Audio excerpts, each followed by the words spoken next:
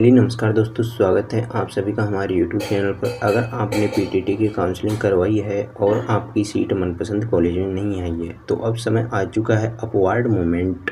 बिल्कुल इस वीडियो में आप जानेंगे कि पीटीटी का अपवार्ड मूवमेंट क्या होता है, ये कैसे किया जाता है और किन किन बातों का आपका ध्यान रखना होता है।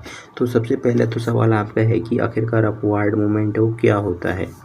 तो अगर हम क्या की बात करें तो देखिए, जब आप मान लीजिए कोई काउंसलिंग करवाते हैं पीटीटी में, आपने काउंसलिंग करवा ली, आपने सीट पा ली, आपको कॉलेज मिल गया, तो लेकिन आप क्या सोच रहे थे कि आपको जो कॉलेज मिलनी थी वो अच्छी वाली मिलनी थी, लेकिन आपको कॉलेज ही पसंद नहीं आई।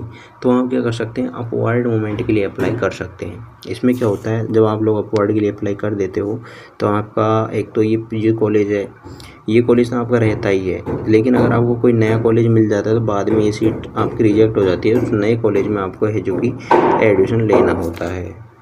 यानी क्या है कि आप लोगों को क्या है कि अपवार्ड में आप अपनी पहले से मिली सीट को छोड़े बिना, उस सीट को आप छोड़ोगे नहीं, उसमें रिपोर्टिंग करवाओगे, सब काम करवाओगे, उसके बाद में यहाँ पे आप लोग अपवार्ड करवा पाओगे। लेकिन अब अगर अपवार्ड में अप्लाई कर देते हो तो फिर आपको क्या होता है कि बाद में अगर कोई नई कॉलेज मिल जाती है तो आपकी ये सीट ऑटोमेटिक रिजेक्ट हो जाती है और उस नई कॉलेज में आपको जाना होता है रिपोर्टिंग के लिए। ये तो रही बात कि आखिरकार अपवार्ड क्या है। अब बात आती है किन किन छात्रों को अपवार्ड करना चाहिए। देखिए, अपवार्ड कौन कर सकता है, वे छात्र जिनको कॉलेज की पसंद नहीं आई, चाहे वो बीए बीएड हो, बीएससी बीएड हो या फिर बीएड हो। अगर आप लोगों को कॉलेज पसंद नहीं आई तो आप लोग यहाँ पे अपवार्ड कर सकते हैं। देखिए, जिनका स्कोर अच्छा है और उन्हें लगता है कि उन्हें बेहतर कॉलेज मिल सकती है तो वो भी अपना एक तरह से अपवार्ड करवा लें। और जो अपनी पहले की सीट को छोड़ना नहीं चाहते, यानी जो भी विद्यार्थी अपनी पहले की सीट को छोड़ना नहीं चाहते तो वो विद्यार्थी क्या करें, देखिए अपवार्ड तो नहीं करवाएं, क्योंकि जो सीट नहीं छोड़नी है वो वही कॉलेज लेनी है, तो अपवार्ड नहीं करवाएं, रिपोर्टिंग करवा के प्रोसेस आगे जारी रखें। अब बात आती है अपवार्ड करने की प्रक्रिया क्या है। अपवार्ड करने के लिए आपको क्या करना होता है, जैसे यहाँ का जो भी कोर्स है उस कोर्स पर आपको सिंपली क्लिक कर देना है। जैसे कि हमने यहाँ पे बीएड पर क्लिक किया, अब यहाँ पे आपको ऑप्शन मिलेगा, बाद में क्या है कि अपवार्ड करने का ऑप्शन दे देंगे। अभी इन्होंने यहाँ पे ऑप्शन नहीं दे रखा है। जैसे ही अपवार्ड के फॉर्म शुरू होंगे यहाँ पे अप्लाई फॉर अपवार्ड का ऑप्शन दिया जाएगा। उसमें क्या होगा, आपको लॉगिन करना होगा, अपने रोल नंबर डालने होंगे, डेट ऑफ बर्थ डालने होंगे, फिर अप्लाई फॉर अपवार्ड आएगा, उस पर आपको क्लिक करना होगा। फिर क्या होता है कि उसमें कोई भी नया विकल्प नहीं चुनना होता, आपको यस और नो का ऑप्शन मिलता है। अगर आप अपवार्ड करना चाहते हो तो यस करें, अगर अपवार्ड नहीं करना चाहते तो नो करें। और इसमें आपकी कोई तरह की कोई फीस नहीं लगेगी, ये मान के चलिए आपको कोई भी फीस नहीं लगेगी। तो ये चीज़ें हैं यहाँ पे अपवार्ड में। कुछ विद्यार्थी कमेंट आ रहे हैं कि सर फीस लगती है, नहीं लगती है, तो फीस में नहीं लगती है।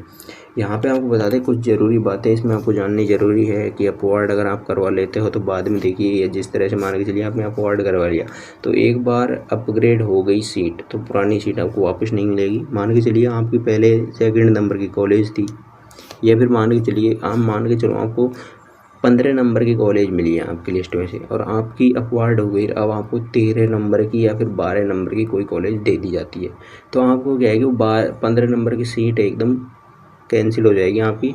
अब आपको जो या तो 13 की मिली होगी या 12 की मिली होगी, जो भी सीट आपको मिली है आपको वो लेनी ही होगी, यानी वहाँ पर आपको जाकर रिपोर्टिंग करवानी ही होगी। तो एक चीज़ तो यहाँ पे ये है। और अपवार्ड के बाद में आपको क्या है, एक रिपोर्टिंग करना ज़रूरी है। बिल्कुल ये चीज़ का ध्यान रखना है, जब अपवार्ड के बाद कॉलेज मिल जाए तो रिपोर्टिंग करवाना ज़रूरी है। और डॉक्यूमेंट्स भी दोबारा आपको वेरीफाई करवाने पड़ते हैं, तो डॉक्यूमेंट्स वेरीफाई करवाएंगे जो विद्यार्थी हैं दोबारा। अब बात रही तो देखिए यहाँ पे अपवार्ड की लगभग एक एक बातें हमने यहाँ पे कर ली है। जिन विद्यार्थियों को फर्स्ट चॉइस कॉलेज मिलेगा, देखिए उनका अपवार्ड नहीं होगा। अपवार्ड का मतलब है मान कोई भी सीट मिली है उससे ऊपर की सीट है, अब फर्स्ट मिल गई तो फर्स्ट के ऊपर तो कोई आपकी कॉलेज है नहीं, तो फिर आपका अपवार्ड होगा कैसे। किसी विद्यार्थी को सेकंड चॉइस मिली है तो उसका तो फिर भी अपवार्ड हो सकता है, क्योंकि उसके ऊपर अभी एक कॉलेज बाकी है फर्स्ट चॉइस।